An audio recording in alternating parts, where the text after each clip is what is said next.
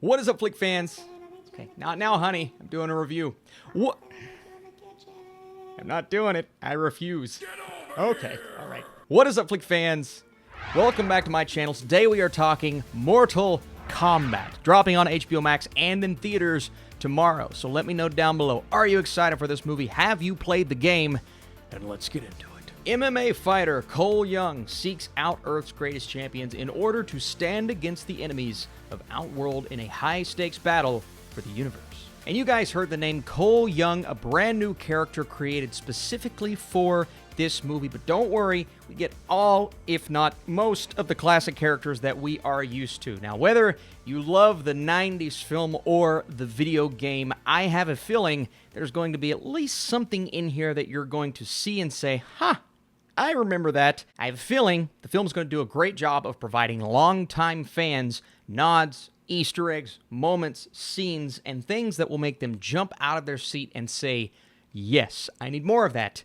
But yes, and I went into this movie with a very specific mentality. I played the games quite a bit growing up. I'm not super invested in the lore like a lot of people are, but I wanted to try my best to work my way through the film and kind of see it for what it is. Now, when you're comparing movies to other video game movies, yeah, I mean, it's not the highest of standards, but to say this is one of the better, if not one of the best video game movies, is probably an accurate statement. I have a feeling a lot of people are going to see these flaws that I'll get into in just a second and say, well, that kind of prevents me from having a good time, and I completely understand that mentality. As a movie critic, I'm having issues with the acting here and there. And there are long spans during this film where they're going from point A to point B, and that filler time I don't think was utilized to the best of their abilities. They're not really building up characters, especially for someone like Cole Young, who needs to be built up a bit more because there's no pre-established knowledge there.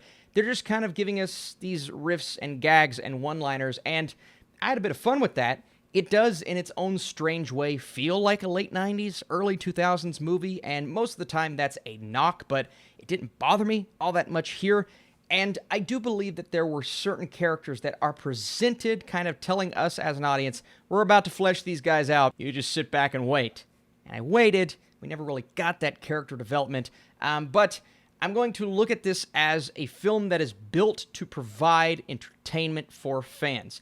And other than diving deep into the lore, and maybe some fans will see issues there, I do think these moments and nods will provide a lot of people with entertainment. And that comes from the action, the kills, the gore, and that Mortal Kombat goodness that I think we all expected, wanted to see. It's definitely present, even though you can kind of feel them not having the highest budget in the world. There are numerous moments and scenes, and whether it's fire coming from someone's hands or seeing a head smashed, and don't get me wrong, the way they go about that is really cool. Now, I do think there were some things they could have tweaked, maybe give us more of that video game edge, but it's a film. You have to build it and construct it kind of as a movie with those nods that fans are going to love, and they do that, even though I do wish the budget was a bit higher.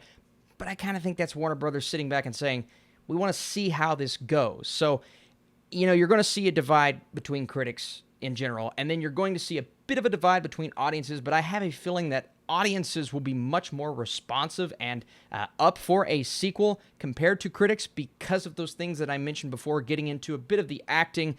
You get the one-liners, you get some of the characters that just don't work entirely, and there are moments that get really serious, right?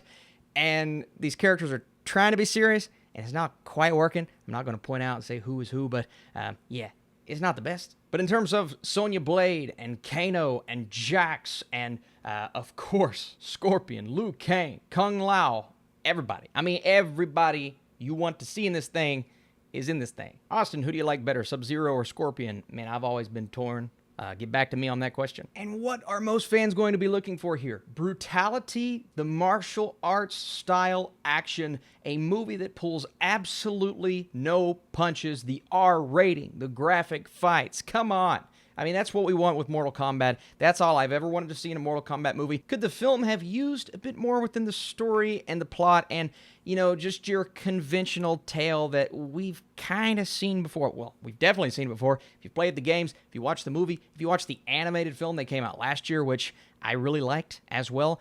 So familiarity is there. And after the epic intro, which you guys have actually seen, they released that clip on YouTube, there is a span that becomes maybe a bit dull, but once we get into that arena and we start getting all of these battles and our characters arrive and spouting out those one-liners, which are probably going to bother some people, I didn't mind them. Felt like a nice little throwback edge to it.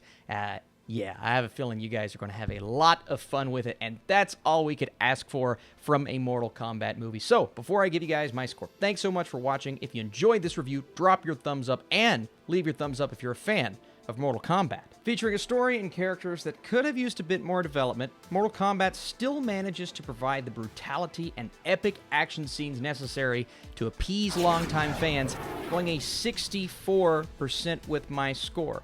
A fresh score, in my opinion, one that almost gets to that next mark, but doesn't quite get there because, you know, there are definite flaws and criticisms and nitpicks that I have with this script, with these characters, with this plot, but they set up some really good things, and when you get to the end, you're going to see some things, you're going to be like, wow, how are they going to manage to bring us, what do they have, 3 more sequels planned? Oh, okay, they definitely give you that in the film. So, you guys the best, let me know, would you like me to talk spoilers for Mortal Kombat? Talk about the crazy fight scenes, who wins what battle? Appreciate you guys big time for watching. Come back because tomorrow, the finale of Falcon and the Winter Soldier. I'll see you soon.